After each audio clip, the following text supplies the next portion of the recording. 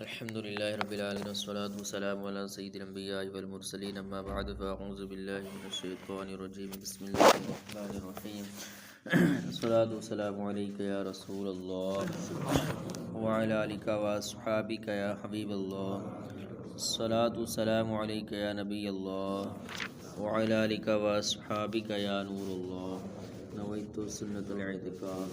پیارے آقا صلی اللہ تعالیٰ علیہ وسلم نے ارشاد فرمایا صلو علیہ صلی اللہ علیکم، یعنی تم مجھ پر درود پاک پڑھو اللہ تعالیٰ تم پر رحمت بھیجے گا۔ صلو علی النبی صلی اللہ تعالیٰ علی محمد صلی اللہ تعالیٰ علیہ وآلہ وسلم۔ اعوذ باللہ من الشیطان الرجیم بسم اللہ الرحمن الرحیم۔ وَيَسْتَفْتُونَكَ فِي النِّسَاءِ قُلِ اللَّهُ يُفْتِيكُمْ فِيهِنَّ وَمَا يُتْلَى عَلَيْكُمْ فِي الْكِتَابِ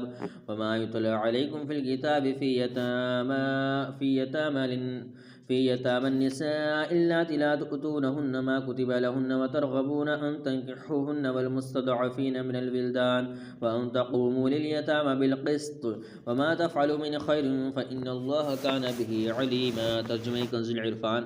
اور آپ سے عورتوں کے بارے میں فتویٰ مانگتے ہیں، تم فرماؤ کہ اللہ اور جو کتاب تمہارے سامنے تلاوت کی جاتی ہے وہ تمہیں ان عورتوں کے بارے میں فتویٰ دیتے ہیں کہ ان کے حقوق ادا کرو، اور وہ تمہیں فتویٰ دیتا ہے ان یتیم لڑکیوں کے بارے میں جنہیں تم ان کا مقرر کیا ہوا میراث کا حصہ نہیں دیتے اور ان سے نکاح کرنے سے بے رغبتی کرتے ہو۔ حکم یہ دیتا ہے کہ تم یہ کام نہ کرو، اور کمزور بچوں کے بارے میں فتویٰ دیتا ہے کہ ان کے حقوق ادا کرو اور یتیموں کے حق میں انصاف پر قائم رہو، اور تم جو نیکی کرتے ہو تو اللہ اسے جانتا ہے۔ وَيَسْتَفْتُونَكَ فِي النِّسَاءِ، اور آپ سے عورتوں کے بارے میں فتویٰ مانگتے ہیں۔ شان نزول۔ زمانے جاہلیت میں عرب کے لوگ عورت اور چھوٹے بچوں کو میت کے مال کا وارث قرار نہیں دیتے تھے۔ جب آیت میراث نازل ہوئی تو انہوں نے عرض کیا یا رسول اللہ صلی اللہ علیہ وسلم، کیا عورت اور چھوٹے بچے وارث ہوں گے؟ آپ صلی اللہ علیہ وسلم نے ان کو اس آیت سے جواب دیا۔ حضرت عائشہ صدیقہ رضی اللہ تعالیٰ عنہ نے فرمایا کہ یتیموں کے اولیاء کا دستور یہ تھا کہ اگر یتیم لڑکی صاحب مال و جمال ہوتی تو اس سے تھوڑے مہر پر نکاح کر لیتے، اور اگر حسن و مال نہ رکھتی تو اسے چھوڑ دیتے، اور اگر حسن صورت نہ رکھتی اور ہوتی مالدار تو اسے نکاح نہ کرتے، اور اس اندیشے سے دوسرے کے نکاح میں بھی نہ دیتے کہ وہ مال میں حصے دار ہو جائے گا۔ اور اللہ تعالیٰ نے یہ آیتیں نازل فرما کر انہیں ان عادتوں سے منع فرمایا۔ عورتوں اور کمزور لوگوں کو ان کے حقوق دلانا اللہ تعالیٰ کی سنت ہے۔ قرآن پاک میں یتیموں، بیواؤں اور معاشرے کے کمزور و محروم افراد کے لیے بہت زیادہ ہدایات دی گئی ہیں۔ اس سے معلوم ہوا کہ یتیموں، بیواؤں، عورتوں، کمزوروں اور محروم لوگوں کو ان کے حقوق دلانا اللہ عز و جل کی سنت ہے، اور اس کے لیے کوشش کرنا اللہ عز و جل کی بہت پسند ہے۔ اس ضمن میں چند احادیث ملاحظہ ہوں۔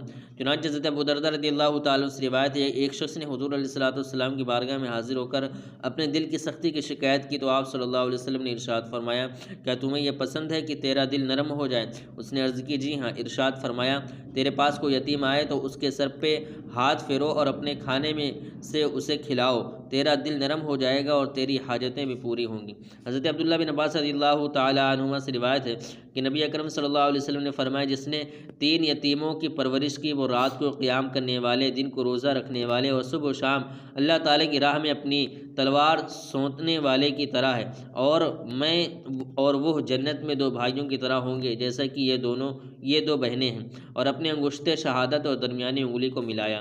حضرت ابو ہریرہ رضی اللہ تعالیٰ عنہ سے روایت ہے، رسول اکرم صلی اللہ علیہ وسلم نے ارشاد فرمایا، بیواؤں اور مسکینوں پر خرچ کرنے والا رائے خدا عز و جل میں جہاد کرنے والے اور رات کو قیام اور دن کو روزہ رکھنے والے کی طرح ہے۔